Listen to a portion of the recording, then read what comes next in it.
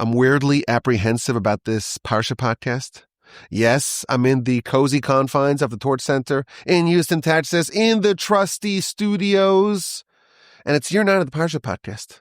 We've done several hundred episodes already. You would think I know what I'm doing here. Yes, it's been 9 years. The first year of the Parsha podcast, I recorded it live with my Sunday morning class. If you listen to it now, you can still hear the sounds, the ambient noise in the background. But then for 7 years, I recorded it in a studio environment. Just me and a microphone. And that takes some time getting used to. It's sort of a really awkward activity if you've never done it before. But for year 9, we decided to record it every Tuesday night live on torchzoom.com. So this whole year, I have been recording the Parsha podcast from the Torch Center in Houston, Texas, but with some friends who joined on torchzoom.com. And we did it every Tuesday night at 8 p.m. Central. But this week, Tuesday night was Shavuos. So I made an announcement last week. Okay, next week, we're not going to have torchzoom.com. It's Shavuos. I'll record it myself. So this week, it's back to just me and the microphone, and I'm sitting here, and I'm in the Torch Center. I've been here all afternoon, and I'm just procrastinating. I'm delaying it. I'm weirdly apprehensive. It's weird to be back just me and the microphone. And the funny thing is, when we started Parsha Podcast Live on Torch Zoom, the first couple of weeks, it was an adjustment as well. It shows you how you can get used to things, and then sometimes it's hard to go back to maybe what was your comfort area previously. But we had Shavuos. Shavuos was lovely. For the first time in many years, I stayed up the whole night as is customary. But for the first time in many years, I was just studying Talmud with my study partner. Every year, I would give a class or multiple classes even. But this year, there were so many people who were teaching and speaking. I didn't think that I was needed to speak, so I went back to the halcyon days of trying to study advanced Talmud for hours and hours, and I have to say it was a blast. It was really enjoyable, and I'm still trying to get my circadian rhythm restored. It's an altered circadian rhythm. It's in a studio environment in the Torch Center. This is the Parsha podcast, so let's begin. It's Parshas Nasso, the longest Parsha in the Torah by verses. It has the most verses of any Parsha. It has the most commentary in the Midrash, in the Zohar, and it's a common saying that Parshas Nasso always falls out the week after Shavuos, the week after the festival that marks the receiving of the Torah. So everyone's craving some Torah. So we have the longest Parsha and the most commentary in the Zohar and in the Midrash, and it is a dandy, as they all are. It begins with the wrapping up of the count of the Levites. Last week we had the family of Kahas. The working age Levites were counted and were given their tasks. This week, it begins with the families of Gershon and Merari. And then we read about the cleaning out of the camp. People who are impure must be banished. Every person must be, every degree of impurity has the degree of expelling or the degree of camps that they're expelled from. We have some laws of theft. We have the laws of the sota, the suspected adulteress. And then we have the Nazir, someone who makes a voluntary oath to refrain from wine and grape products and derivatives, and not to cut their hair, and not to come to contact with the dead, to be like a high priest. This was done typically for 30 days. They live as an ascetic, as a holy person, as someone who wants to eschew physicality and physical pleasures, and to focus instead on the spiritual. That's the laws of the Nazir. Briefly, we have the priestly blessings, and the Parsha ends with the gifts of the princes to mark the inauguration of the tabernacle. Now, if you have the sense that we've talked about the tabernacle's inauguration already, you would be correct.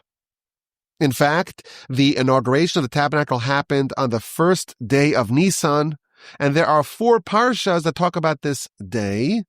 Parshas Pekudei from the book of Exodus. tells of the events of the first day of Nisan. It's exactly 2 weeks shy of a year following the Exodus. Parshas Pekudei, Parshas Shemini, and Acharemos in the book of Leviticus, and now Parshas Nasso in the book of Numbers, in the book of Bamidbar.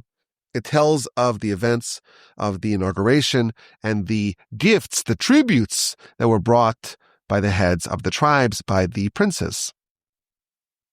So they brought actually multiple rounds of tributes. First was the gift of 6 covered wagons and 12 oxen that were given to the Levites to help them in the carrying, in the transportation of the tabernacle. Although Moshe did not want to accept it initially, God says, accept it. And 8 oxen and 4 wagons were given to the family of Merari, that Levite family. They had more heavier loads to carry, so they were given 8 of the 12 oxen and 4 of the 6 wagons. The other 4 oxen and the other 2 wagons were given to the family of Gershom, but no wagons and no oxen were given to the family of Kahas. They carried the sacrosanct ark and sacred vessels, and that must be done manually. You don't outsource that to the ox or to the wagon. They carried it on their shoulder. That was the first tribute that was offered, the first gift that was offered by the princes at the inauguration of the tabernacle. And then there's the 12-day tribute. Each day, another prince of the 12 tribes brought the identical tribute to celebrate the inauguration. And the parsha has a very long and very elaborate description, and it tells it again and again for every one of the heads of the tribes.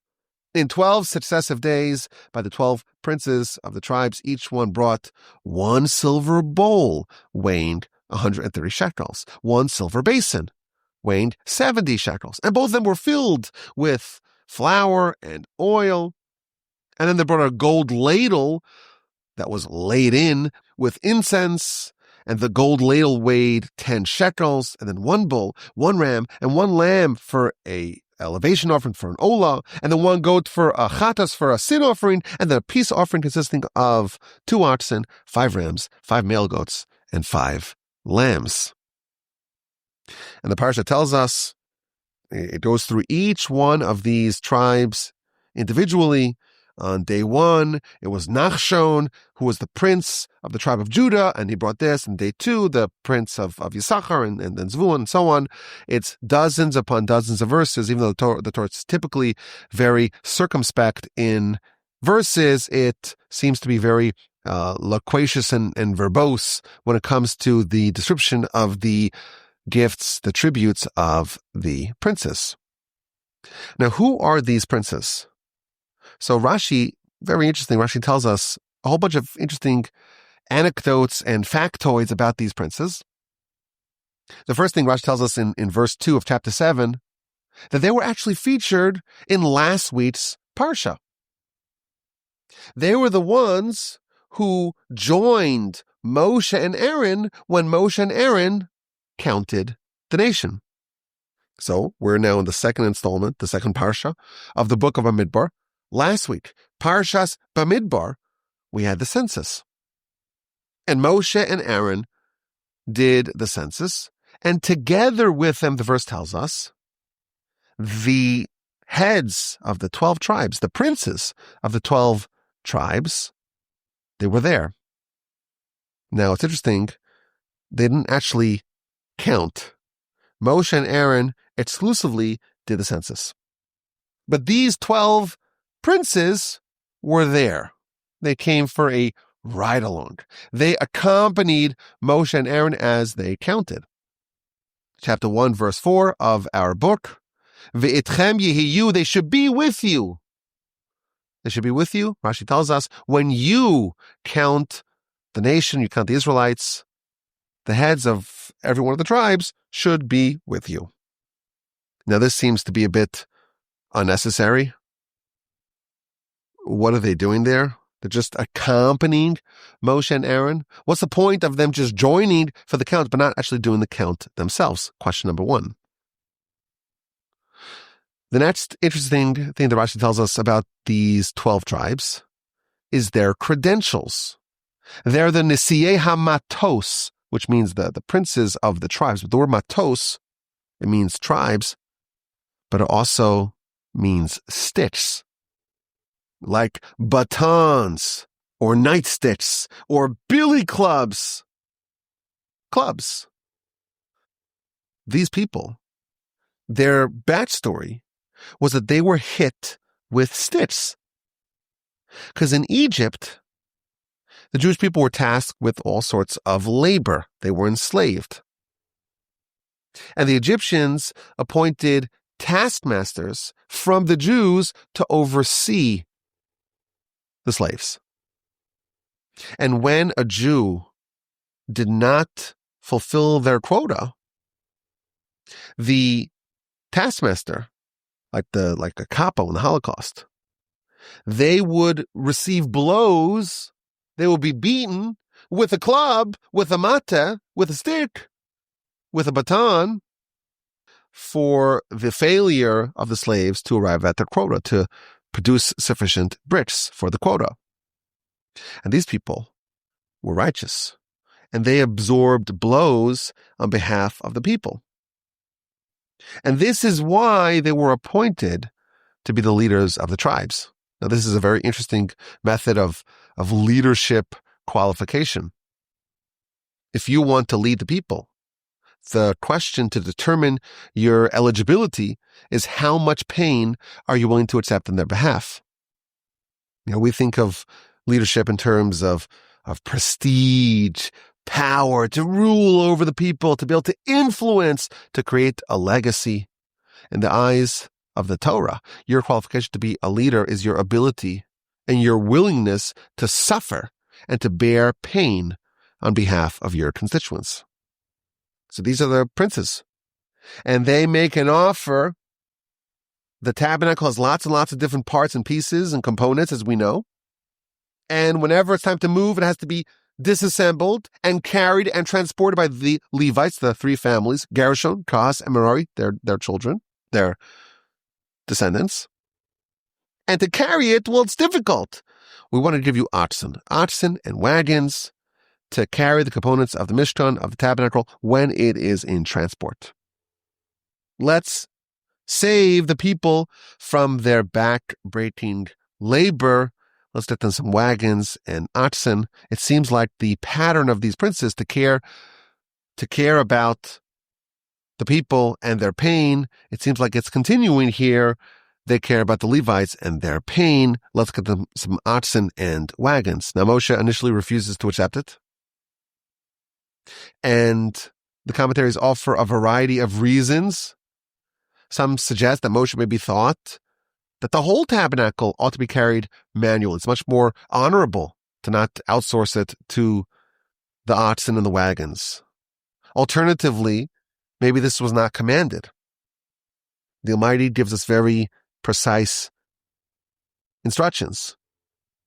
And we don't deviate from what he asks of us, even if we think it might be logical.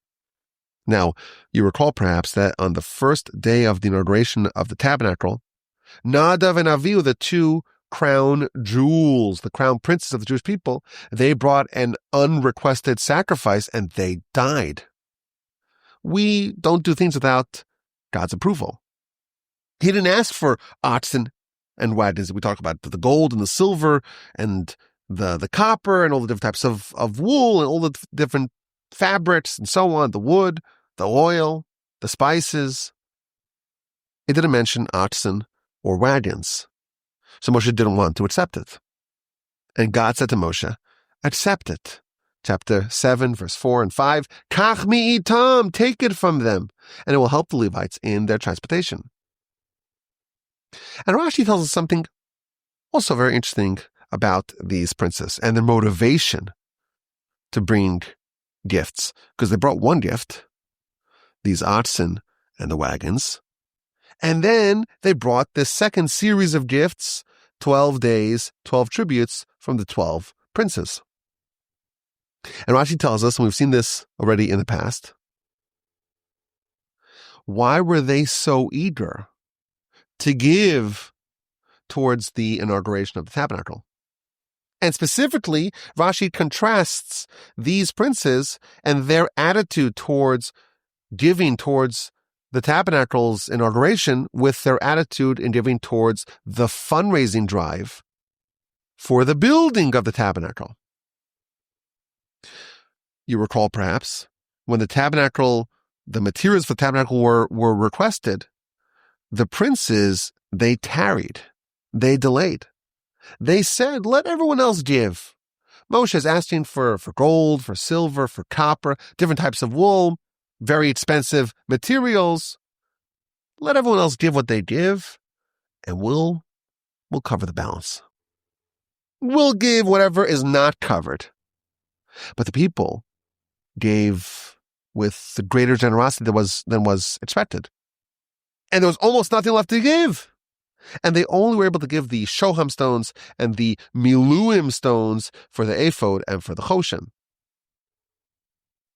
And when that story is told in the book of Exodus, the princes are rebuked by having a letter deducted from their name.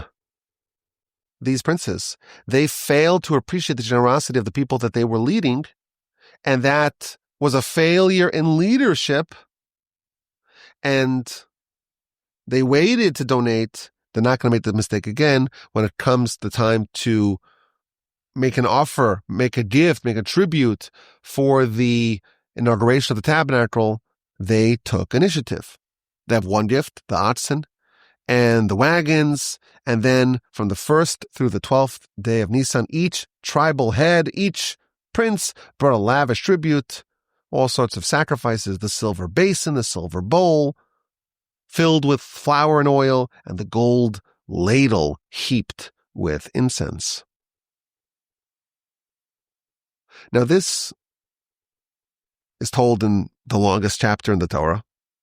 It's almost a complete verbatim retelling of 12 identical tributes from the 12 heads of the tribes. And this is apparently the last that we hear of these princes. Later on in our book, we'll read about princes who were scouting the land, the spies who Moshe sent to reconnoiter the land of Canaan. Those are different people. So what's the epilogue to the story of these 12 princes, the ones who joined Moshe and Aaron for the counting of the people, the ones who brought these 12 lavish tributes? In the Midrash, we find something very surprising, very unusual. In a couple of weeks, we'll read about the rebellion of Korach. Korach is Moshe's first cousin, and he's a very clever person, and he's very talented, and he launches this terrible insurrection. He says, Moshe, you're not legitimate. Aaron, you're not legitimate. The whole nation is holy. Why do you think you're better than us? And he gets some collaborators, some co-conspirators. He has Dasan and Abiram, Dathan and Abiram. You remember those two malcontents? He has a guy named On Ben Pelas. And 250 leaders, men of distinction. Who are these people? We don't know their names. The Torah does not identify the names of the 250 people who joined Korach and his rebellion. But the Midrash tells us, if you compare chapter 16, verse 2 of Bamidbar with chapter 1, verse 16 of Bamidbar, you find a similar terminology that's applied to the leaders who joined Korach's rebellion and the leaders who counted or who joined Moshe for the counting and who brought the tributes for the 12 days of inauguration. Who were these people?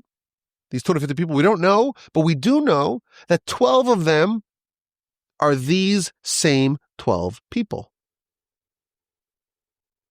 Now, this is very surprising because these 12 people are heroes. They were beaten on behalf of the Jewish people, and they were appointed princes. And yes, maybe they tarried in giving the offering for the fundraising effort of the tabernacle. But they are lauded. They come and make an offering of the oxen and the wagons, and that's accepted, and make another offering, 12 days of tributes. These are special people, leaders of the nation. But unfortunately, we read about this twist, this unexpected twist in their story. They joined Korach's rebellion, and they died. Korach's rebellion, everyone with the exception of On ben Pelas, died. Some died in a sinkhole, some died in a plague, some were consumed by a fire that came from heaven. And we're told in the Midrash that the princes of our Parsha, the princes who were so generous in saying we'll cover whatever the nation doesn't cover, the princes who had a magnanimity in accepting blows on behalf of the nation, the leaders, the princes who brought the offerings of the oxen and the wagons, who donated that to the Levites, who brought the elaborate tributes for 12 days of inauguration of the tabernacle, they joined Korach's rebellion, and they died. What's going on over here? What do we make of the very unusual storyline of these 12 men? What is the connective tissue, the continuity in their story? What's the through line that threads all the changes in their lives? Beaten by the Egyptians to spare their brethren. Wait until everyone gives for the fundraising of the tabernacle. We'll cover whatever is not donated. There's only the Miluim stones and the Shoam stones are left. Jump ahead and sponsor the wagons and the oxen. Bring the second tribute. Moshe and Aaron are going to do the census. Join them. Stand by while Aaron and Moshe count the people. And somehow join the rebellion of Korach, and die in infamy. What is going on over here? So I want to suggest an approach that explains all the different parts of their story, every beat of their story, how every development perhaps led to the next one, all the twists and turns in the story of these 12 princes. In Egypt, these people were officers. And when the slaves, the Jewish slaves, the Israelite slaves, they did not fulfill their quota, these people were given a choice to allow the poor, enslaved Israelites to suffer, or to absorb the blows themselves. And these princes were men of stature, were men of distinction, were righteous, and were righteous by the definition of the Torah. They were willing to suffer in order to spare others from pain. They were willing to absorb the arrows in their own back to save their constituents. And that's why they were appointed as princes of the tribe. They were benevolent. They were kindly. They were special people. They had immense strength of character, immense personal fortitude, immense love of one's fellow. These are special people, worthy of leadership. And then the nation has the Exodus, and of course Mount Sinai revelation. Moshe comes down, smashes the tablets, goes up a second time, goes up a third time, comes down to Yom Kippur with the second tablets. The next day, the day after Yom Kippur, it's a few days, less than a half a year after the Exodus, Moshe makes a fundraising drive. Gold and silver and copper and all sorts of expensive wool and leather and gems. We need this for a tabernacle. And the princes make a terrible miscalculation. They don't jump to give. Not because they don't want to give, but because they mistakenly assume that the Israelites will not be generous, will not be forthcoming in responding to Moshe's call. So they say, we'll cover whatever's not donated. These princes have a low opinion of their constituents. They do not believe that the nation would enthusiastically respond to Moshe's request. There's no way. There's no way, the princes say, that these poor, recently released slaves, they're going to be so generous. There will surely be so much that won't be donated. We'll cover that. Why do the princes so thoroughly underestimate the people that they're leading? I think it shows us maybe the danger of helping the downtrodden. Let me explain what I mean. These princes, they were the patrons of the Jews. They saw them as downtrodden slaves, and they had pity on them, and they absorbed the blows on their behalf. And it's precisely because of their heroism that they underestimated the people. They were the benefactors, the big brothers who failed to recognize the great qualities of the ordinary people. They had an overabundance of pity for the weak, for the downtrodden, for the needy, and they viewed those people that they were helping as needy, as downtrodden, as weak, as pathetic. And they failed to see their great potential. They failed to see their great power as descendants of Abraham, Isaac, and Jacob. You have pity on those who are pathetic and incapable of helping themselves. They'll forever be on the government dime. They'll forever be dependent on the benevolence of others. They'll forever be reliant on the generosity, on the magnanimity, on the benevolence of others. This is the great danger of righteous benevolence. It can lead a person to view the people you're helping as being helpless, incapable of getting out of their plight, incapable of ever escaping their miserable state. There was a certain haughtiness that came with the princes' magnanimity. They wanted to help. But an outgrowth of that was some hubris. Who are we helping? People who are lesser than us. People who are weak and feeble and impotent. We're helping those who cannot help themselves. And in the eyes of the princes, the masses, this whole nation, were cast in a negative light. And now Moshe makes a request. We need millions, billions of dollars of donations. And the princes look around and they say, it's not going to happen. These poor chaps will leave us loads of opportunity to donate. We'll cover whatever does not get donated. And they are harshly rebuked for their decision, not because they weren't generous. I pointed out many years ago in the Parsha podcast that a letter is reduced from their name, but the verse says, V'hanisim, and the princes, Heviu, they brought. And the letter Yud from the word V'hanisim and the princes is not present. But I once asked the question, well, maybe there's something wrong with their donation, and therefore the word that says they brought, they gave, they contributed, Heviu, that's the word that should lose the letter. But no, what they brought, their donation, their generosity, that was not flawed. It was their leadership, V'hanisim, the princes. There's something wrong with their leadership. The letter is deducted from the word that means princes, because they failed to display true leadership. True leadership is not just to help the underprivileged. Let me have pity on those poor, pathetic, downtrodden people.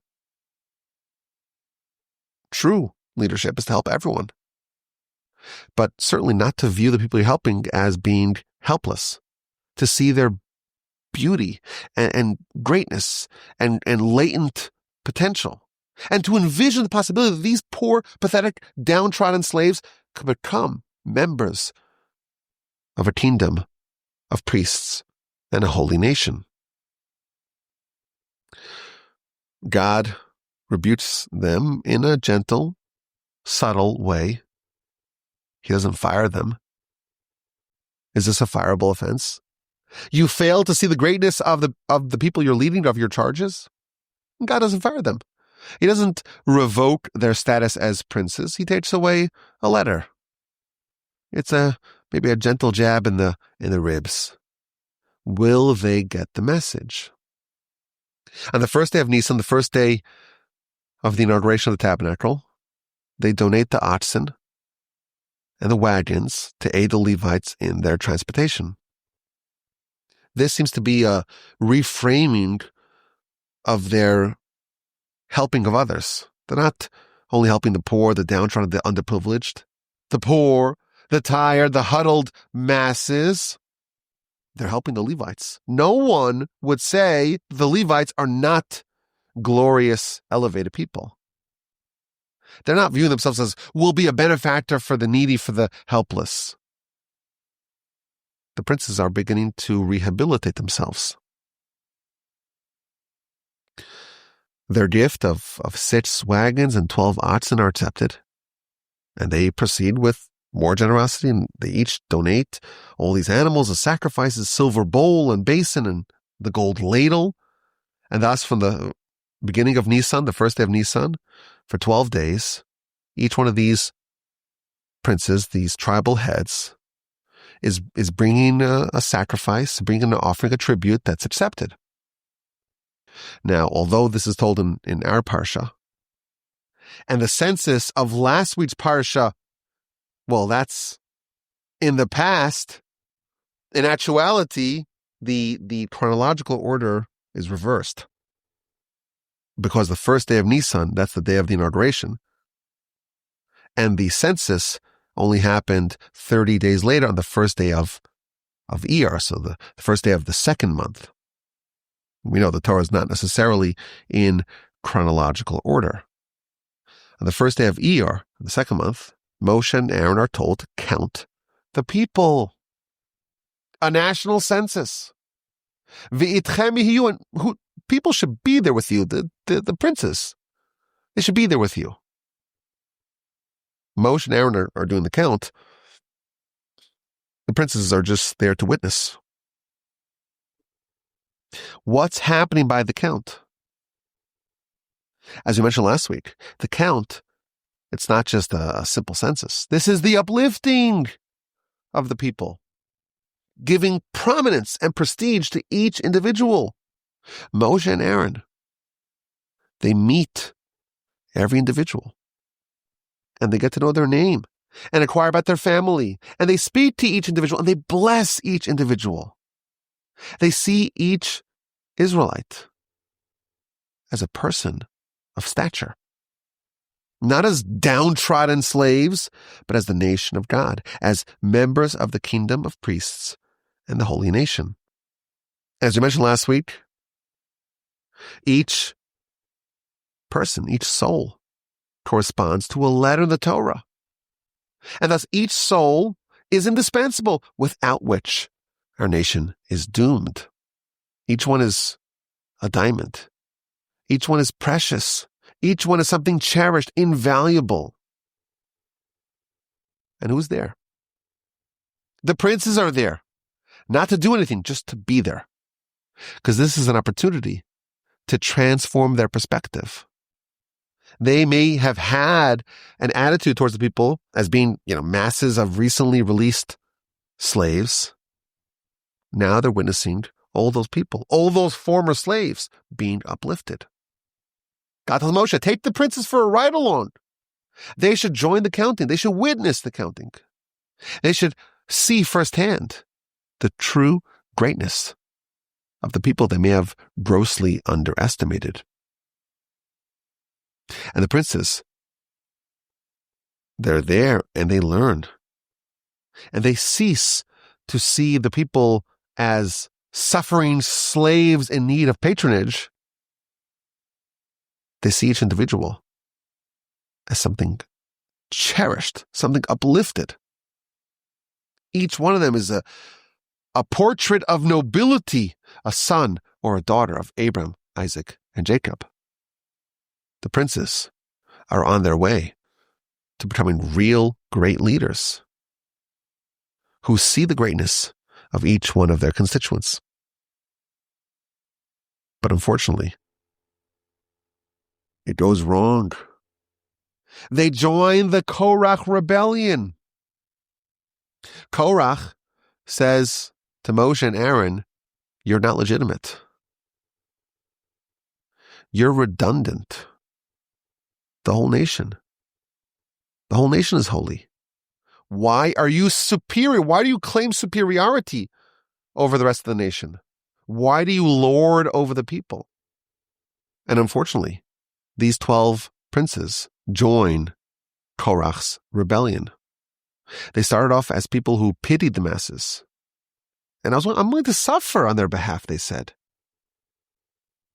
Because these are people that need a benefactor, and they can't do it without me. As a result of that, they underestimated the masses.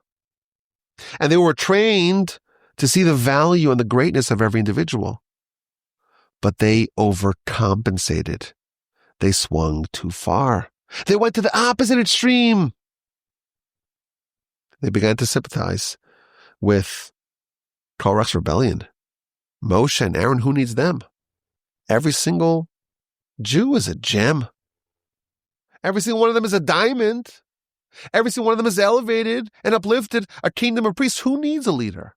A holy nation. Who needs Moshe? Who needs Aaron? And that was a fatal blunder. And these 12 heroes, unfortunately, they died in the aftermath of Korach's rebellion. Kindness and benevolence are some of the greatest qualities that we can aspire to. Moshe, he was like a parent to every Jew. He cared about every Jew. He suffered on behalf of every individual. His story begins with him empathizing with his brethren. That is the basis of Moshe's greatness. In Parshas Pinchas, we read about Moshe seeking a successor. And what qualities does he seek in his successor? A person that can bear the pain of every single individual, notwithstanding every individual's unique eccentricities. That is the definition of greatness. But there is a risk. There's a risk in being benevolent and magnanimous. It can lead a person to have a lower opinion of the people that they're helping. It can make them hubristic. I'm better than you. Look, you need my help. I can help you because I'm better than you. It can lead a person to look down upon the poor, pathetic people that they're helping. And that's a terrible mistake. And when the princes failed to recognize the incredible generosity of the masses, the Torah scratches off a letter of their name. There's a problem in your leadership, in your greatness. Sometimes the pity that you showed on behalf of the nation, it caused you not to value the people that you're helping. And the trick is to help other people, to love them, to care for them, to empathize with them, to suffer on their behalf, but to still recognize their greatness and to still recognize their potential for extraordinary things. It may be easy to see someone who is pitiful and in desperate need. The princes, they begin their reformation by helping everyone, even those who they don't view as pitiful, even the Levites. And Moshe and Aaron take the princes for a ride-along. And they learn that the nation is not just a mass jumble of slaves. They are individuals, each one with an indispensable value, each one with a purpose, with a name, with a family, with a history, with aspirations, with a bright destiny, with a bright future. Each one is cherished. Unfortunately, the princes took it too far. They began to view the people as being so valuable, so special, they got to the point where they began to question who needs Moshe and Aaron.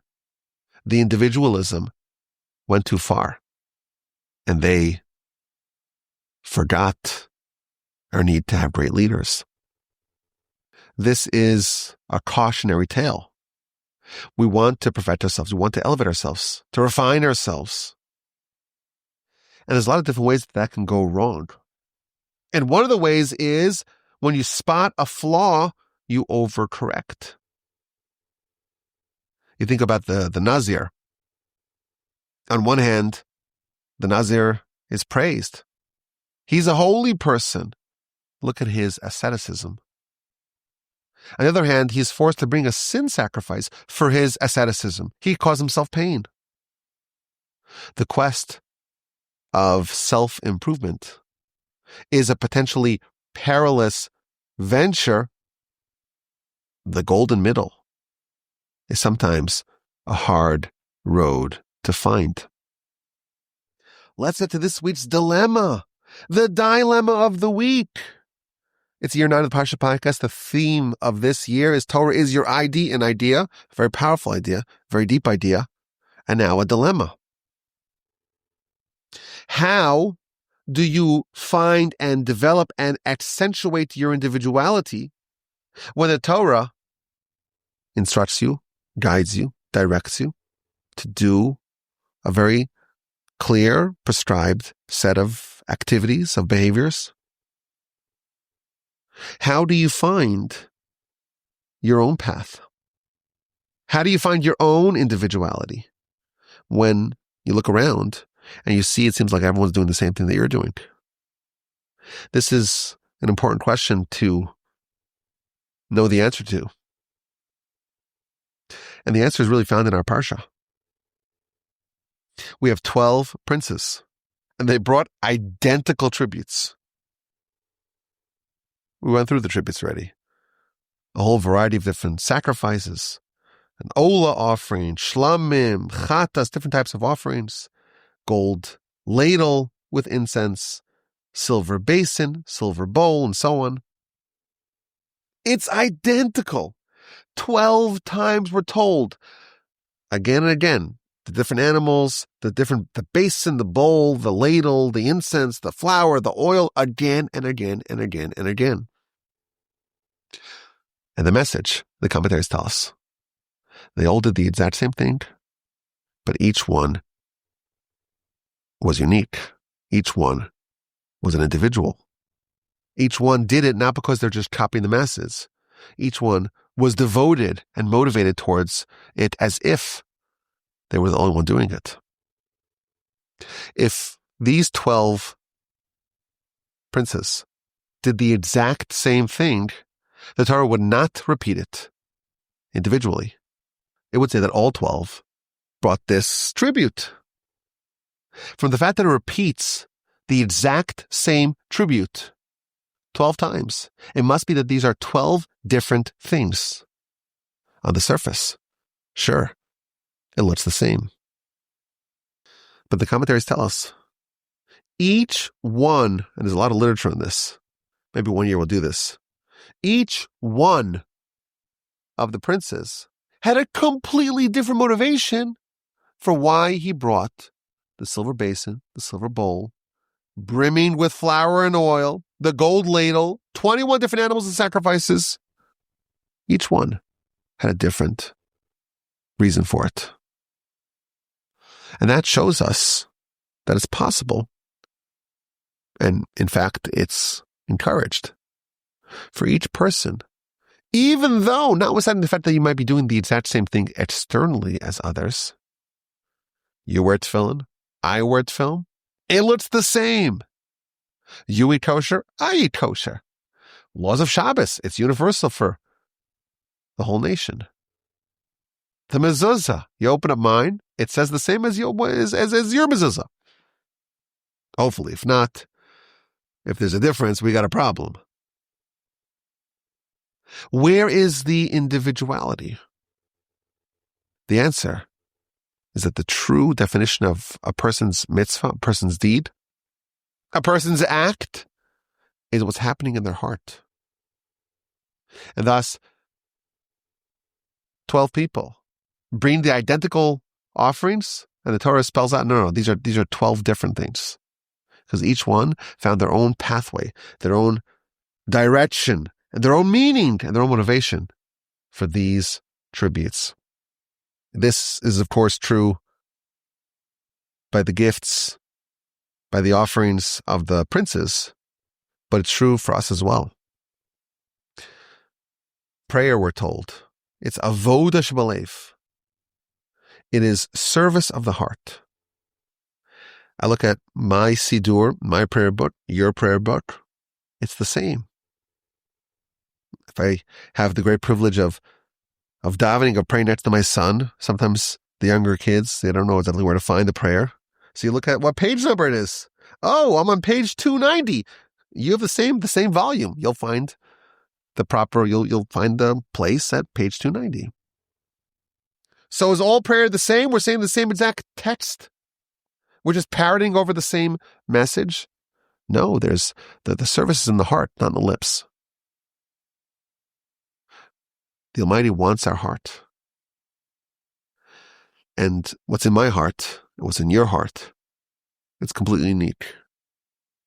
And we, of course, tend to over-index on what we could see, what we could quantify, what we can measure, what interacts with us on a sensory level.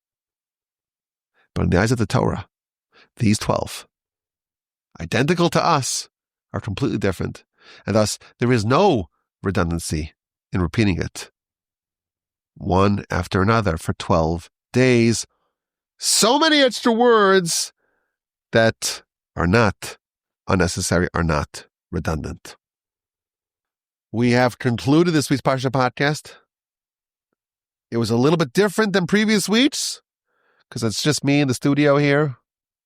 I'm looking at the microphone on my desk, and that's it. But I kind of enjoyed it. It was like a callback, a flashback to simpler times, to different times. But next week, please, God, we'll go back to torchzoom.com, 8 p.m. Central Tuesdays. I'll be very excited to not have to do this again. I was slightly apprehensive about it. It's a very different vibe here, but I hope it was still good. Let me know. My email address is rabbiwolbe@gmail.com. You have a wonderful rest of your day. A splendid, wonderful, delightful rest of your week. A sensational, terrific, and uplifting Shabbos upcoming. And please, God, with the help of the Almighty, we'll talk again next week.